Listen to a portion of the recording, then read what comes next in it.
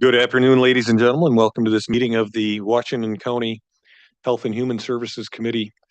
We are in order. This agenda was posted in the office of the county clerk on the 12th day of June, 2026, and notice was sent to the West Bend Daily News, Express News, WIBD, WMBZ Radio, WTKM Radio, My Community Now, Hartford Times Press, Kewaskum Statesman, Milwaukee Journal Sentinel. We will rise for a moment of silent prayer and the Pledge of Allegiance.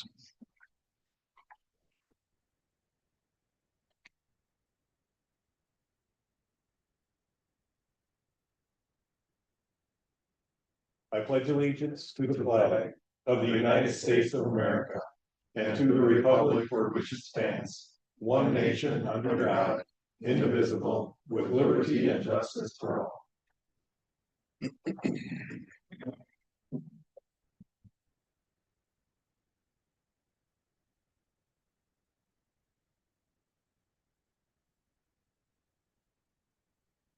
Item 2 on the agenda is review of the minutes of our May 27th meeting. They were posted. Are there any corrections or additions to the minutes? Seeing none, the minutes will stand as posted. Moving on to agenda item 3. Item 3A is Health and Human Services Overview, ADRC, and Veterans. Good afternoon and welcome. Good afternoon. My name is Tammy Anderson. I'm the director of the Aging and Disability Resource Center. Nice to meet you all that I have not met, and welcome to the board. So I'm provided you with a hard copy of the brief overview of the Aging and Disability Resource Center information. I apologize, it was not in the packet, and that was on me. But just to give you brief overview of our agency, we have a total of 24 staff members, myself included. There's 18 of us that work in the office, divided into a variety of program areas, and then 6 meal site managers that work off-site at our various meal sites located throughout the county. So some of the services that we offer, I would say the bulk of our services are information and assistance. So it could be something as simple as giving an adult with a disability or an older adult a resource, all the way through helping those individuals enroll in a variety of programs or benefits that are available to them.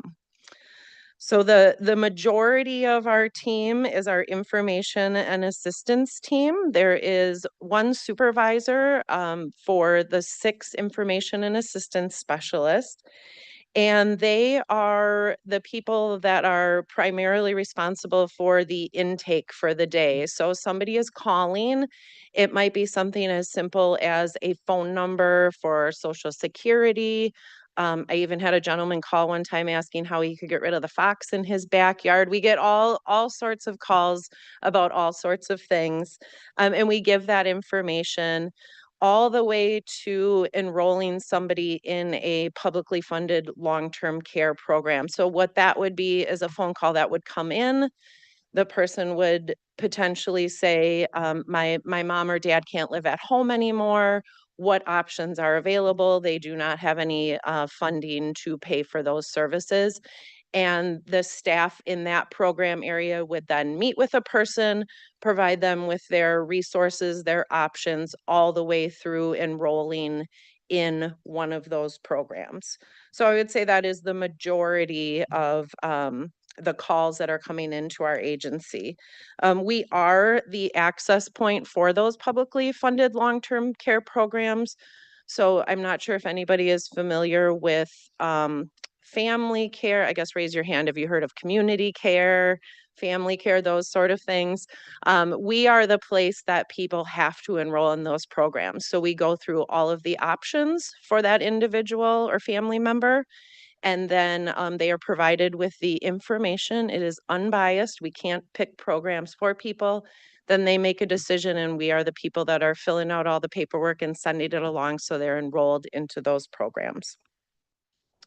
We have 4 people that are part of our benefits counseling team. So they are dealing with individuals that are 18 to 59 with a disability, or those that are 60 plus, the older adult population, and helping them with all things benefits and insurance. So things like enrolling in a new prescription drug plan, Medicare, if somebody's new to Medicare, Medicaid options, and really kind of cutting through the red tape of all the insurance things. A recent success story, our benefit specialist helped somebody recover $30,000 through an appeal process that the person was unable to fight on their own and get their bill covered through their insurance. We provide the senior dining program for the county. So as I mentioned earlier, we have 6 meal sites throughout the county in a variety of our communities. Those sites all have congregate dining, so somebody that is able to get to the site can come eat at the site. There's socialization, there's somebody there providing them with a hot, nutritious meal. And then currently we deliver about 150 meals to homebound individuals. So if they meet the eligibility criteria for a home delivered meal, we have a slew of volunteers that are out and about around the lunch hour delivering a hot, nutritious meal to those individuals. And it's also a check-in. It's a daily friendly face that's checking on the person. We've often realized changes that are going on or something that's not quite right in the person's home, and then we're able to report that back to their family or emergency contact. The health and wellness programs that we provide are specific to the older adult population. The funding comes directly from the Older Americans Act, and we do a variety of health and wellness programs throughout the county. So we offer Strong Bodies, which is a exercise and fitness class for older adults. In the past, we've done a balance class. We're currently doing more of a one-off balance class to help reduce falls in our community. And then we also run the senior farmers market vouchers. So we get about 200 vouchers, and if people meet the eligibility criteria, they can get $25 in farmers market coupons, and that is to help increase people getting fresh fruits and vegetables in their diet. There's a supervisor for that program, and then another person who helps support the home delivered meal program. And then lastly, our major program area is our dementia caregiver support.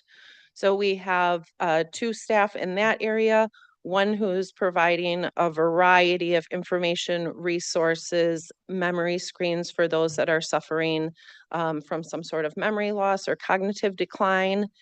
And then another person that we actually just hired who is helping support caregivers in our community. So as you can imagine, being a caregiver, often a 24-hour job, can be very burdensome. And so we have programs to help help provide a break to those caregivers. One in the source of some funding that we're able to provide to help bring somebody into the home so that that caregiver can get a break. And then a variety of activities that we offer throughout the year to support caregivers. The most recent one was a caregiver conference. So there were speakers, keynote speakers, people there to show how to do hands-on care, really just building the skills of the caregiver and helping support those individuals in our community. Super high level, super fast overview. What questions can I answer? Yes. Cooperation with the Senior Activity Center? Yes. Yeah, we receive funding through the Older Americans Act. That's the programs that, or the funding that comes in is for older adults, so 60 and older. We actually partner with all of the senior centers and community centers in our area. And if they provide certain activities for the seniors that meet the grant funding eligibility, we will provide them with reimbursement for those services. We ourselves just do not have enough staff to be able to provide all of those sorts of activities. So we work with West Bend, Hartford, Jackson, and Germantown senior centers. Any other questions from the committee?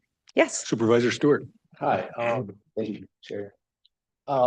Great job, great presentation. Thank you. It's great to know that, these resources are available for people in the county to turn to, that they get support from our county, especially in their time of need. Do you have like, numbers? Like, for instance, how many people have been helped? How many people have applied, been accepted? Oh, I did not bring any numbers. I would be, If you didn't bring them, do you have those available? yes, Okay. yeah, we switched over to a new database about a year ago. So it was a rocky switch over. But I am getting very good at pulling those sorts of reports. Historically, just our information and assistance team, which is kind of the bulk of services that we provide, had served about 5,000 individual or unique customers in a year. And that is a real rough number. But like I said, I'd be happy to provide at a future meeting some more specific data. That'd be great. Yes. Thank you. Mhm. Yeah, my question was kind of centered around how many people we're serving and just out of curiosity. The first one that hit me was with long-term care. How many people per week are signing up for that, And again, I understand you don't have that number with you, but that was one of the things I was wondering about. Alyssa, the supervisor for that department or that program, would probably know that off the top of her head. I do not know that number off the top of my head. But it is the majority of the calls that are coming in for that program are people that need help paying for long-term care.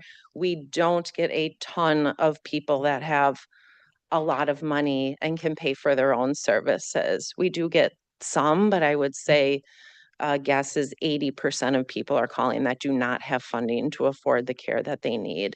And really, the whole goal of the Aging and Disability Resource Center is to, often people will call and say, like, my mom can't live at home, she needs to go to a nursing home.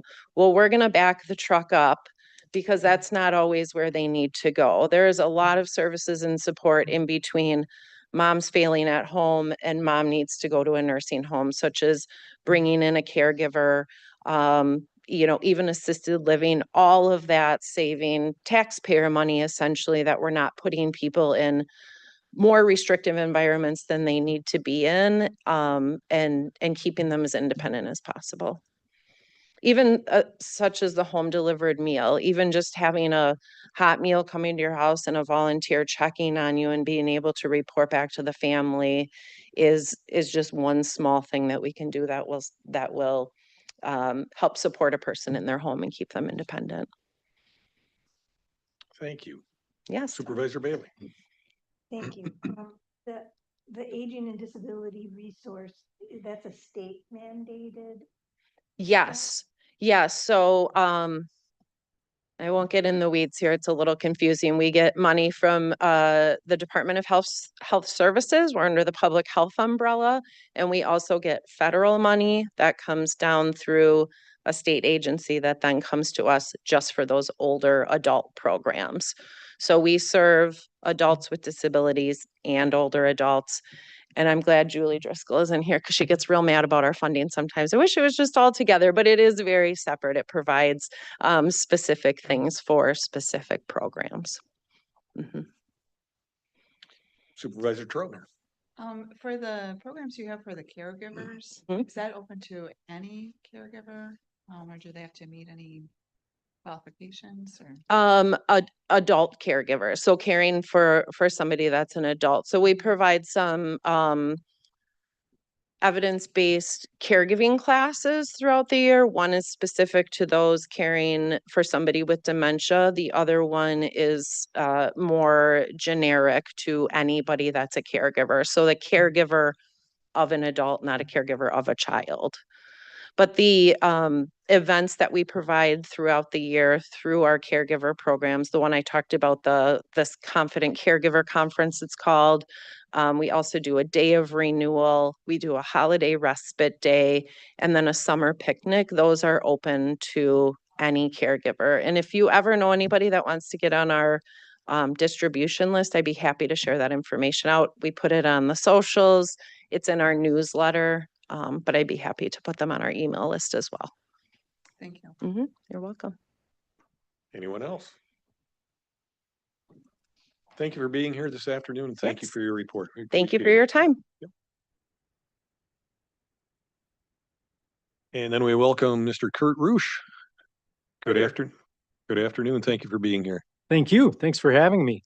Nice to see those that are returning, and hello, everybody, all the new people. I'm Kurt Rush. I'm the Washington County Veteran Service Officer, and I've been in this role for about 10 years. And I had it in my notes that Barb, who's with me in the office, was at 25 years, but I was corrected earlier today. It's 29 and a half years for Barb. Yeah, I know, it's great, in my office. So we have about 8,000 vets in Washington County. We're actually fairly unique in that regard because we're still growing. Most of the counties are decreasing in their veteran population, but as Washington County grows, so does our veteran population, which is wonderful. I'm going to go through kind of just generally how we manage and guide the office, and then I'll touch on some points in the report. The report that I gave you for today is essentially a laundry list of our programs and services. It's all of the things that we assist veterans in applying for, working through, navigating. We try to provide as much information as possible to demystify the VA. If you look in the dictionary, and I don't mean this to be rude, I mean it to be honest, if you look in the dictionary under bureaucracy, the definition is VA. So like I said, I love my VA, but it is thick with red tape, and we try to avoid that as much as we can for the veterans that we serve. The way we manage our office is we have to be highly efficient. We have about 2,000 to 3,000 claim actions that we perform each year, and it's just Barb and I in the office. So we have our work broken out between the two of us. She handles almost all of state benefits and dependent benefits. I handle all federal claim applications for disability pension, things like that.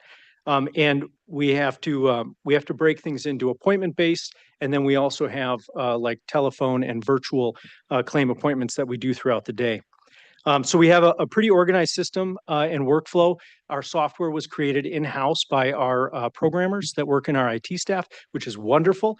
They put together a fantastic product, and I believe Michelle in IT got a patent for it.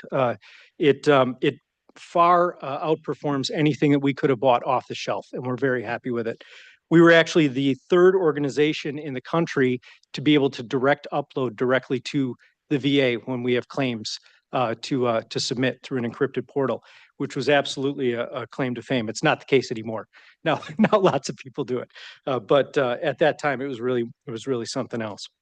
So the way we perform our job is through our workflow software.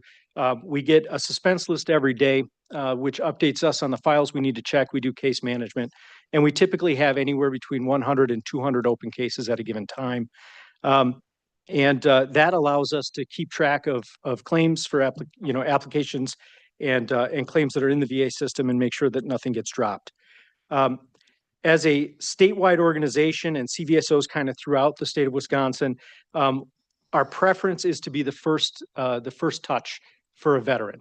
We want veterans to come into our office. We want to give them an overview of the VA. We want to talk about their claims, their service, anything that they're maybe eligible for, and make sure that they're not missing out on any benefits, whether it's state, local, or federal.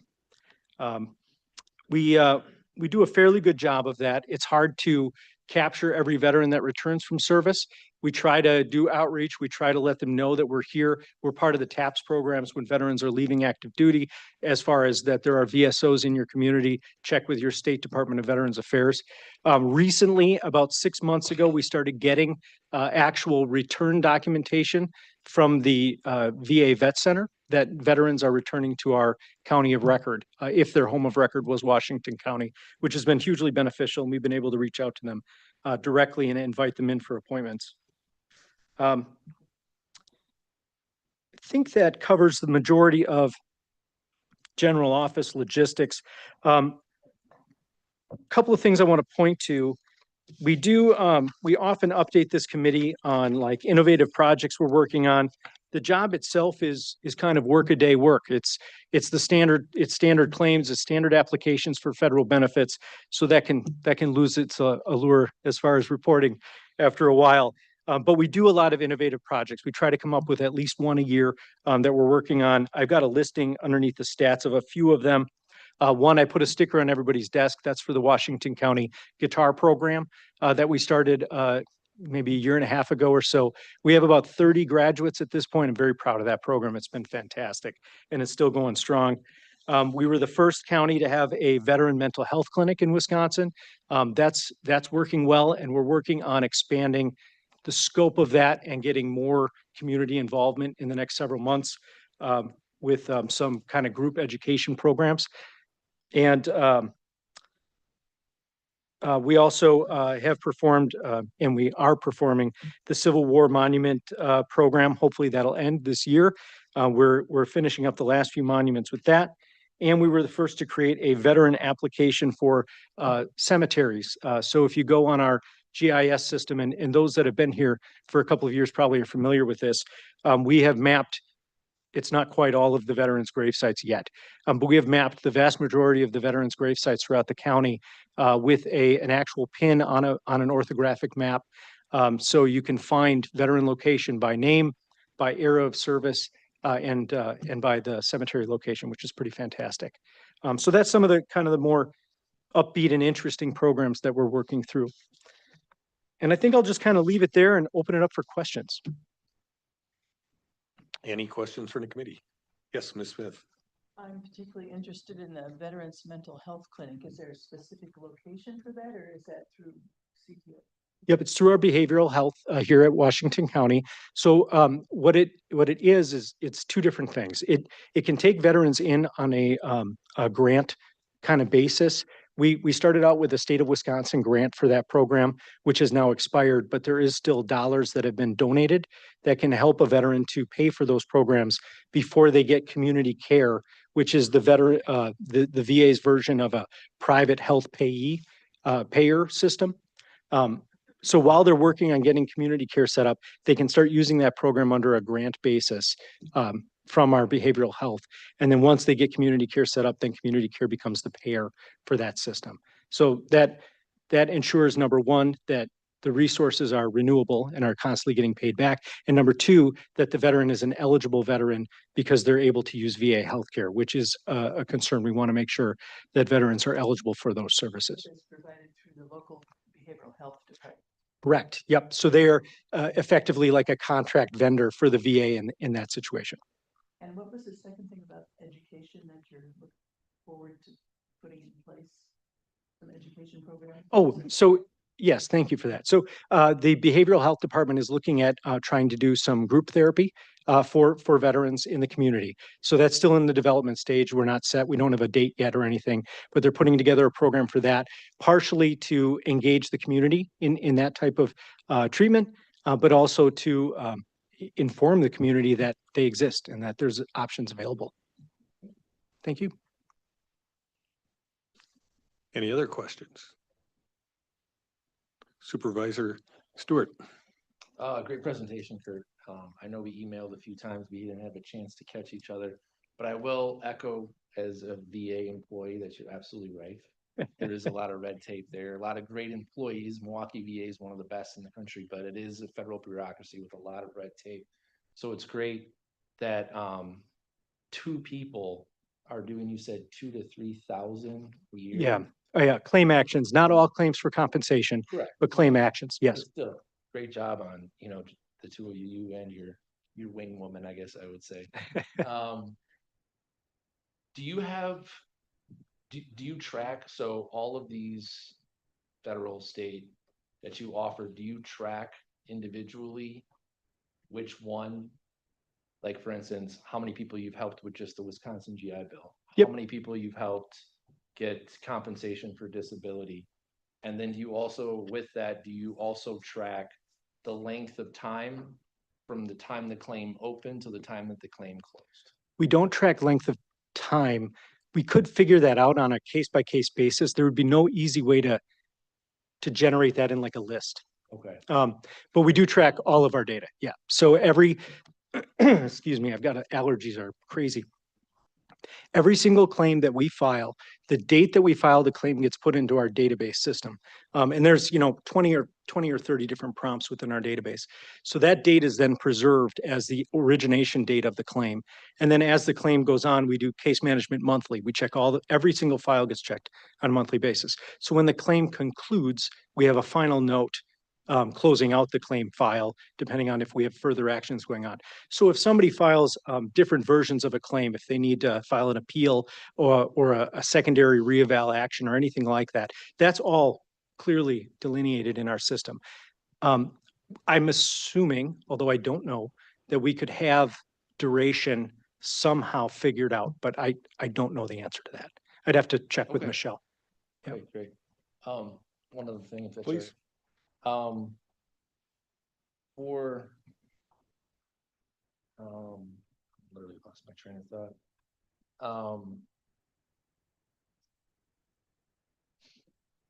If you want to come back, I have a question. Yeah, come back, go ahead. All right. I'm interested, and you may not have the information, but I'm interested if you're notified by the Veterans Administration about how many veterans are coming back to Washington County. Do you have an idea of how many actually come back or how many resettle in other counties, or do they only give you information about those who actually are returning?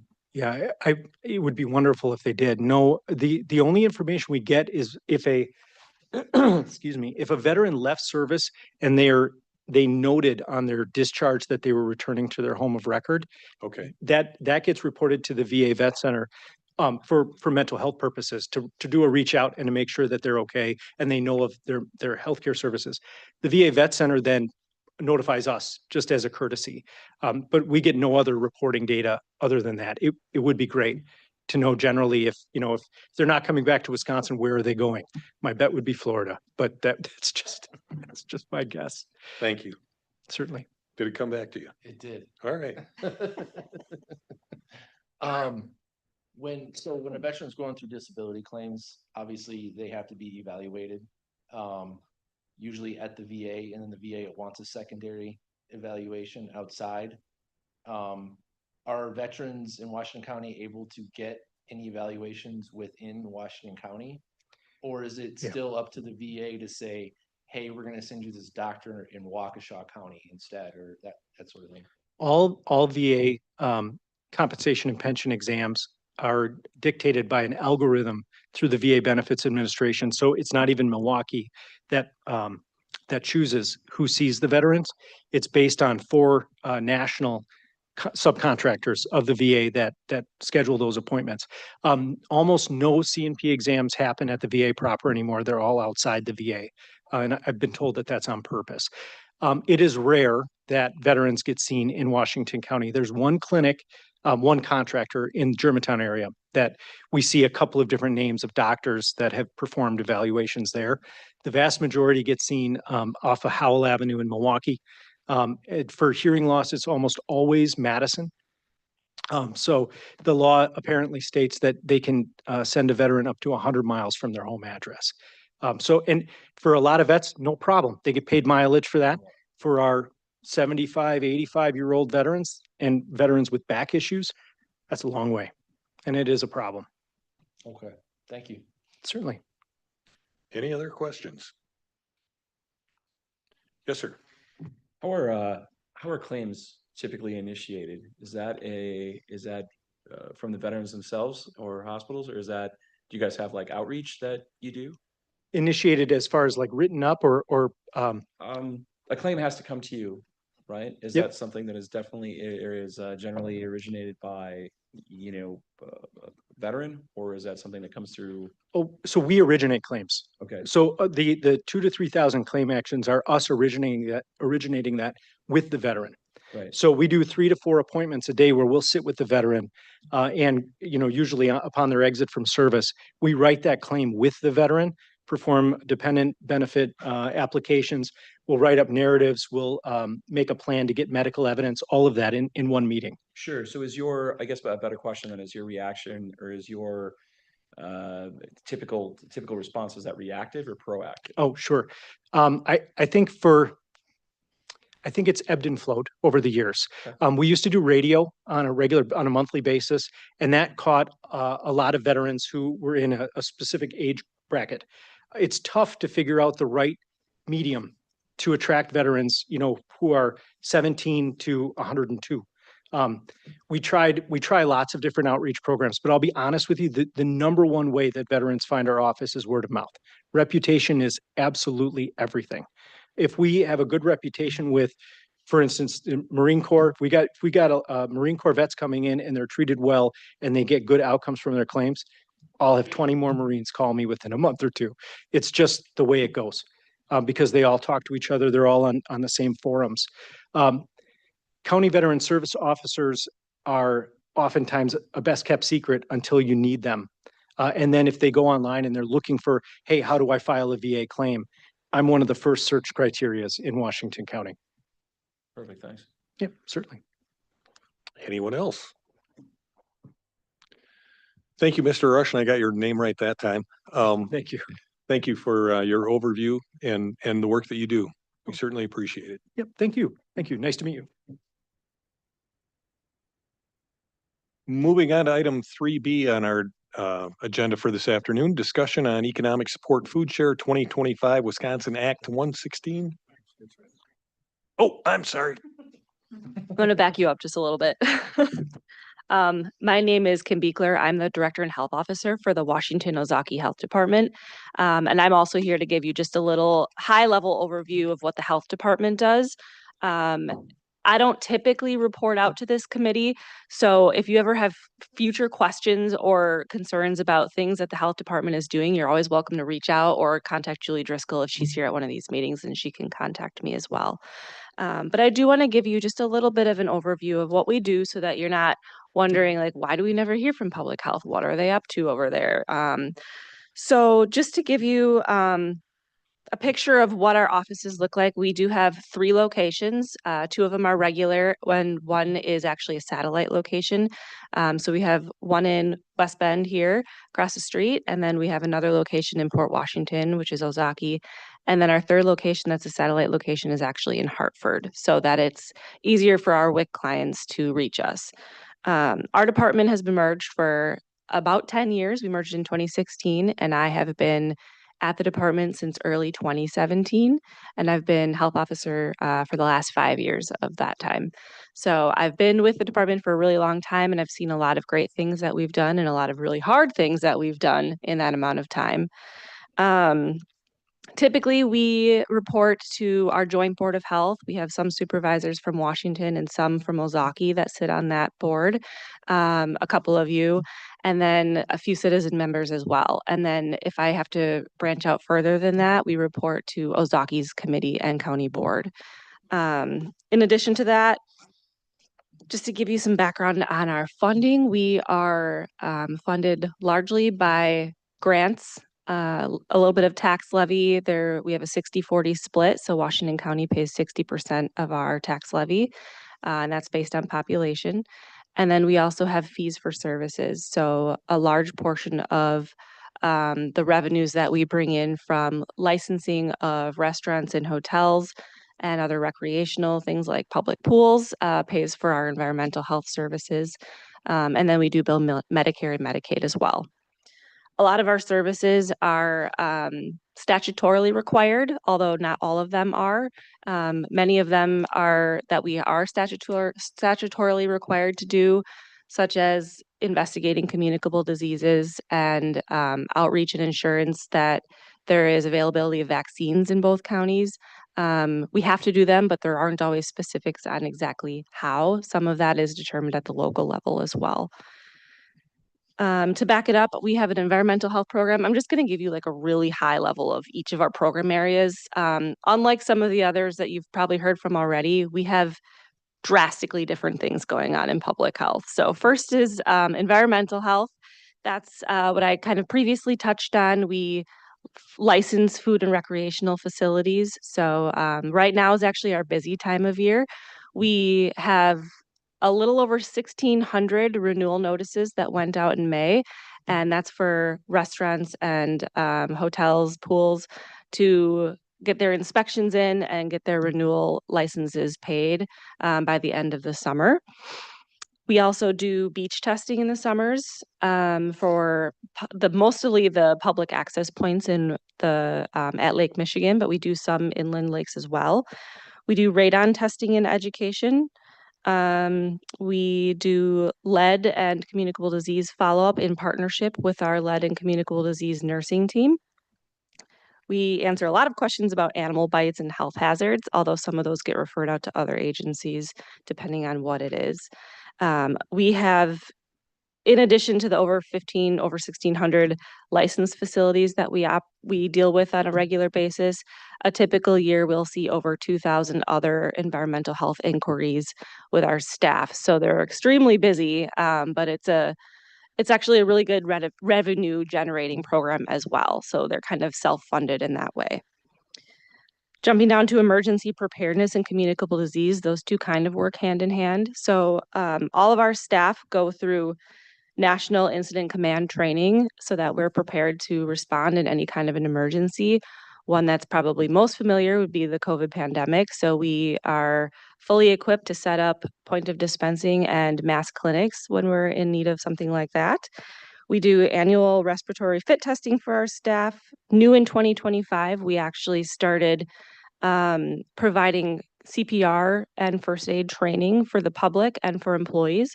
So that's been a really great program. We have 2 trainers on site, and we have provided classes for county board supervisors in the past. So if that's something Washington County is interested in again, we may do that again at sometime this year. We do communicable disease case management. So we're notified by hospitals when someone tests positive for communicable disease, and then we reach out to them and discuss what their follow-up should look like. We also help manage immunizations in the Wisconsin Immunizations Registry. So if someone's calling us looking for their vaccine history, we are able to help them locate that, typically.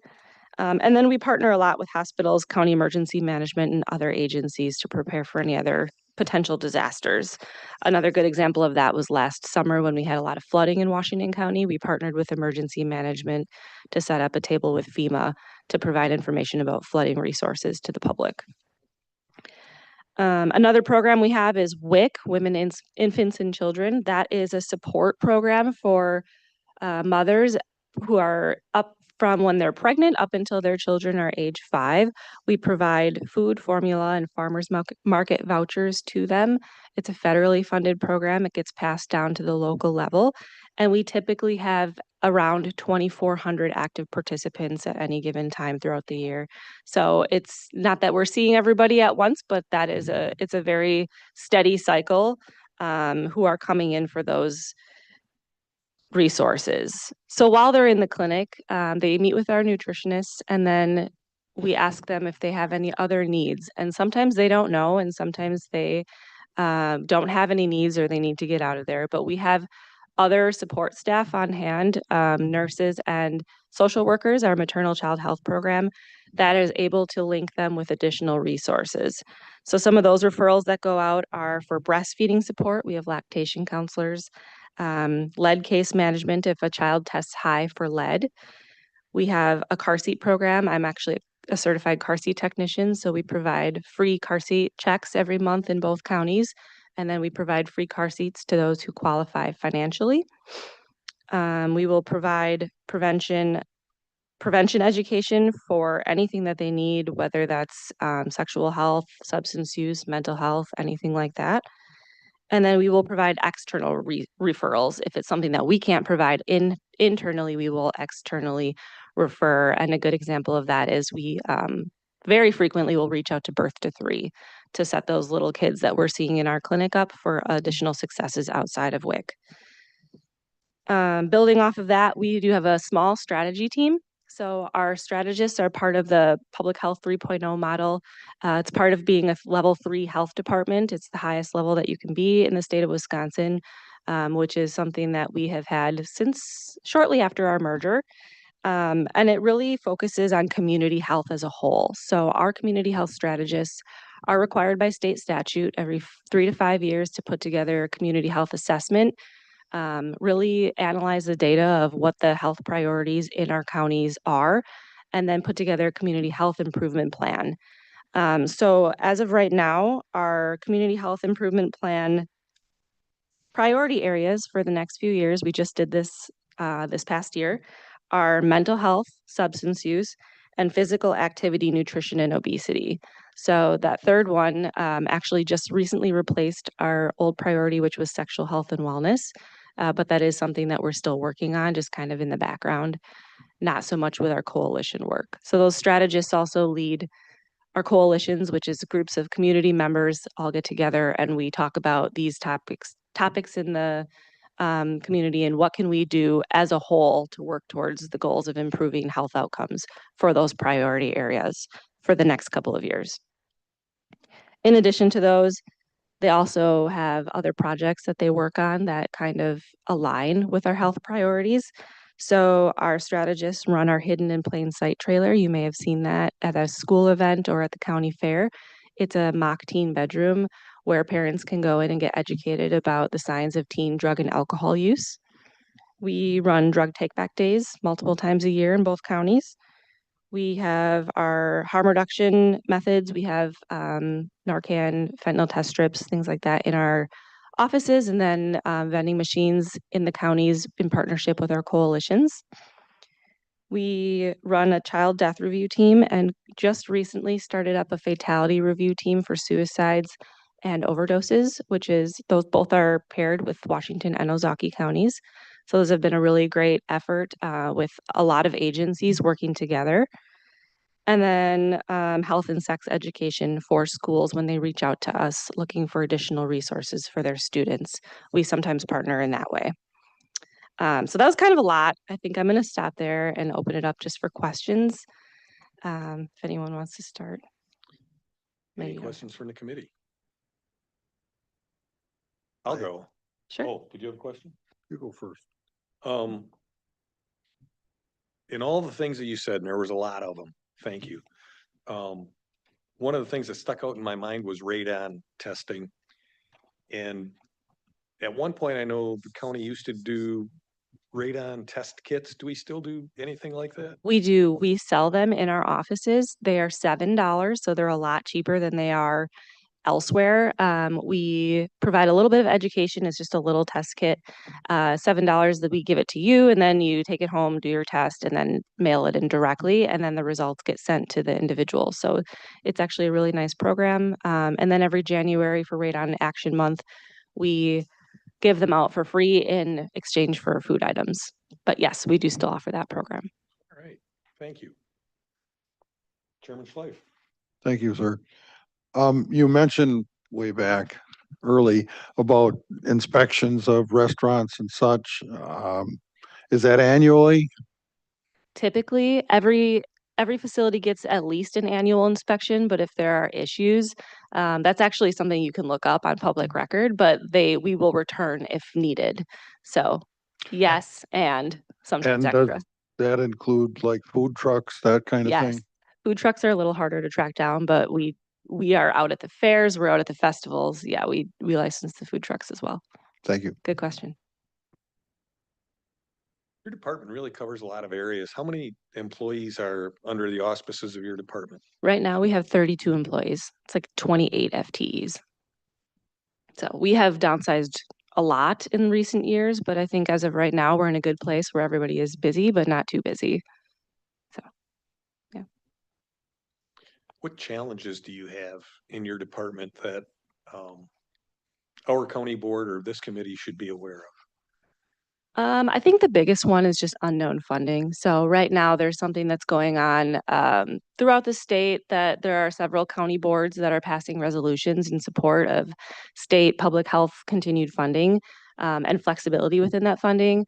Not saying I'm trying to get you to sign that resolution by any means as of right now, but it is something I think that the county board should be aware of, that we have throughout the last year especially been just given whiplash with state funding and federal funding being pulled and then given back and then changed and then taken away and then given back. And so it's really hard to forecast how to plan for things like tight staffing and future programs. We do a really good job of that. It helps that I was previously the business manager, so I have very in-depth knowledge of our budget. But that is probably our biggest challenge right now is just funding, probably like everybody else. Any other questions? Yes, Supervisor Bailey. When is the next joint health board meeting? Great question. It's July 10th.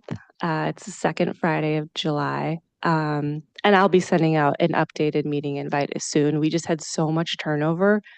I figured I'd wait until we had new people ready to go. So hopefully I'll see you there. Anything else? Thank you very much for your report. Thank you. All right, now moving on to agenda item 3B. Yes. Thank you. And by the way, thank you for bringing my lap to my attention. Good afternoon, everyone. I'm Renee Zagel, the Economic Support Manager. I addressed you last month as well. This month we are kind of more like an informational. Want to give an overview of what the federal and state changes for food share are occurring due to the HR 1 or the big beautiful bill that was passed in or signed in July. So changes are coming, have already occurred, and then going forward. One of the biggest things is the expanded work requirements that are coming and have started. It used to be that to be eligible for food share, and if you were not working, you had to meet a work requirement up to the age of 54. Now that is changing to 64. Also, 80 hours of work or training, school. So there's big changes coming that way. Another one is like veterans are no longer just exempt from that work requirement. But with this is substantial increased state costs. As of October of this year, the food share program that used to be federally funded by 50% and then state funded by 50%, it is going to be 25% federally funded and 75% state funded. So that's a big hit on the states and obviously nationwide. Also in that bill is possible forfeitures of the counties if food share error rates go above 6%, over a 6% error rate. They could be held responsible, the states could be held responsible to pay a certain percentage of the food share benefits that are allotments that are put out. So as a result, the state has came with was the AB 180, which is also known as the 116. It's kind of their reaction to all of this. The state will now is now giving the money. They've passed that bill for $69 million to be forwarded to the counties, the consortiums. That's going to cover FSET training, which is food share and employment training. It's also going to cover the administration costs, that 25% administration costs, and also increased employment or increased employees for food share quality control. So part of this is next month, we're going to bring a resolution forward for a new position for our department as a food share. It would be a food share lead worker, but we'll be taking care of that food share quality control. So the last kind of going through different things on here, we're going to be held to a much higher level of, right now, the Wisconsin's food share error rate was 5.6 for 2025. So when we had our management evaluation review through the state, they told us Wisconsin was one of 4 that was below the 6%. So it could cost the states, I just want to bring the number because it's pretty astonishing, because states, and if it goes from state level or county level, we don't know who would pay that 6%, or if it's over 6%, but it could be costs the Wisconsin taxpayers between 68 million and $205 million annually, depending on if it's the error rate is if it's between 6 and 8%, that counties have to pay 5% of that. Between 8 and 10%, we have to pay 10%, and greater than a 10% error rate, it's 15%. So it's of whatever food share allotments have went out. The agencies will continue to focus on ensuring accurate eligibility, designed to reduce food share payment errors, and aimed at saving Wisconsin taxpayers from potentially having to pay those hundreds of millions of dollars. Questions? I know there's probably that the result of this Wisconsin bill is because of what came through the big beautiful bill, the HR 1. The last page of what Julie had submitted has a chart on it of the funds that are going to be given to Moraine Lakes Consortium. It's that $993,020, and then we break down by county what our caseloads are, caseload percentage. Washington County has 15.42% of all of the cases. So then our funding would go to $153,000. It would be all, it would be no county levy money coming into this position at all. But the reasoning for for coming next month is for this food share QC, because we will be having just somebody specific. The state has wrote up an addendum that we have to do 25% of all food share renewals or food share applications that have to be checked to make sure that the benefits, and it's before you confirm the benefit, to make sure that they're correct. We have what's called a PCR tool. It's a pre-certification review tool that's built into our system. So they'll go through there, and then right now we are reviewing some of them, but we don't. It's a workload. It's a huge workload. But so we have a lead worker or supervisors that are reviewing those now. And then with that, hopefully passing a resolution, we could have somebody that was doing that full time. And then, of course, would do all the data collection and training and that sort of thing. Any questions from the committee? Supervisor Troutner. So I'm just kind of going on memory for those that were not on the committee before.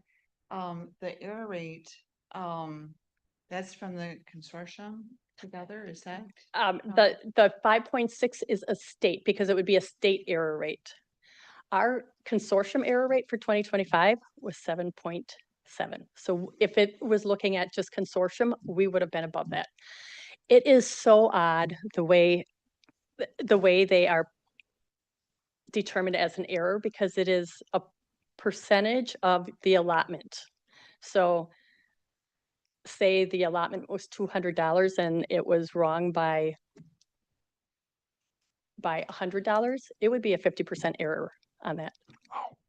So and it could be client error, that somebody didn't report something to us, or somebody underreported to us, or it could be what we call an agency error, where it was, putting in the wrong data into the system.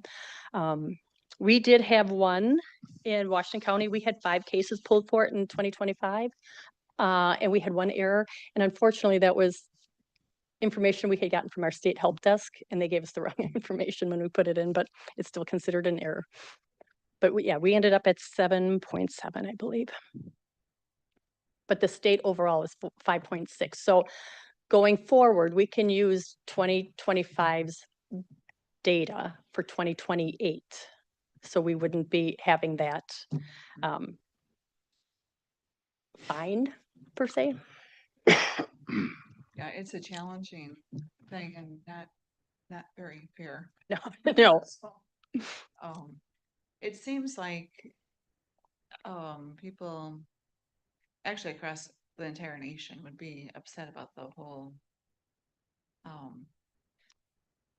all the rules, Mhm. you know, like, do you think that there's a chance that that will be redone? to I make suppose it all depends on the administration.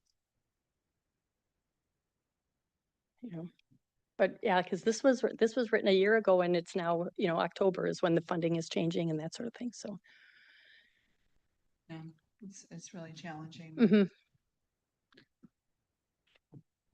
Any other questions? Supervisor Chairman Schleif.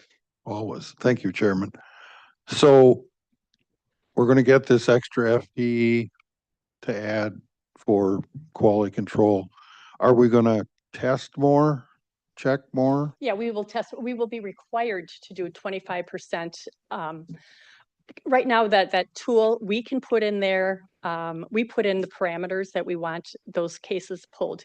Right now, it's like, if it's earned income of $500 or shelter deduction or shelter expenses over 250, those cases, but then they max out at like 30 for our consortium because the workload is pretty high. So, and we also are on time restrictions. We have to confirm cases within 2 days, food share cases within 2 days. So that we can't have 100 sitting out there because nobody would get to those.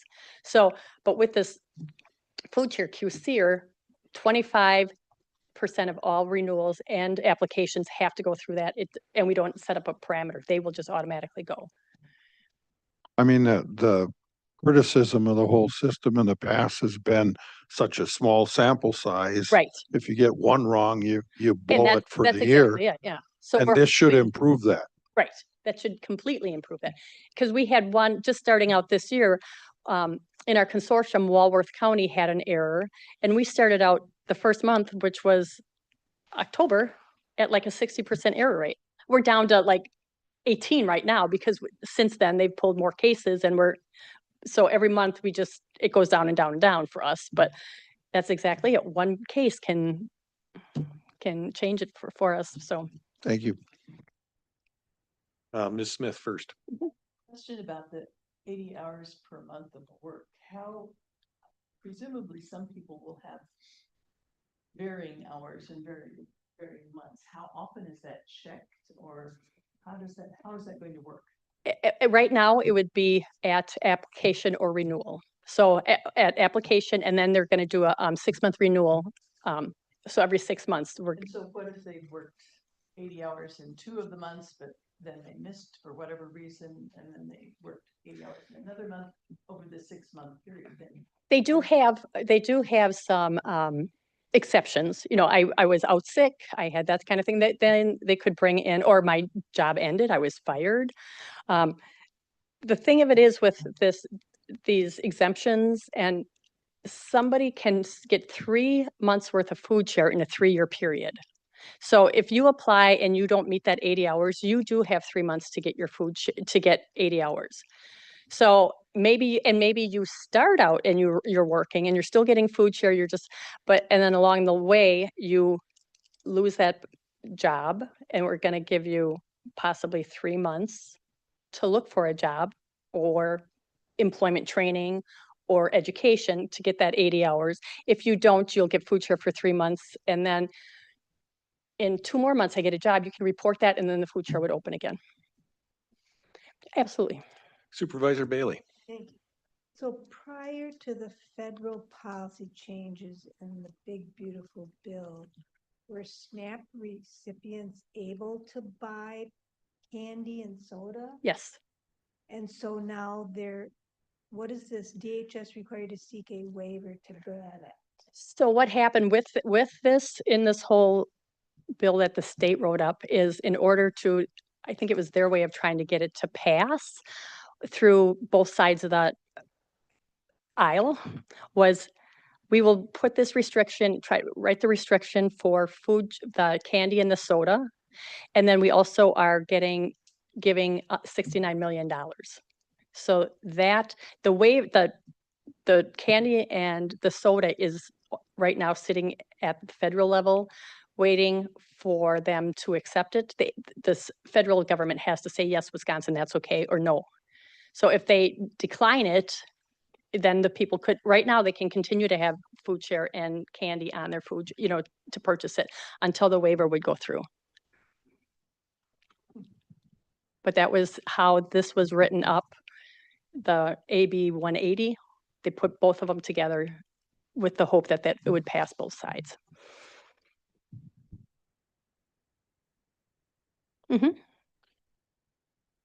With regard to the allocation,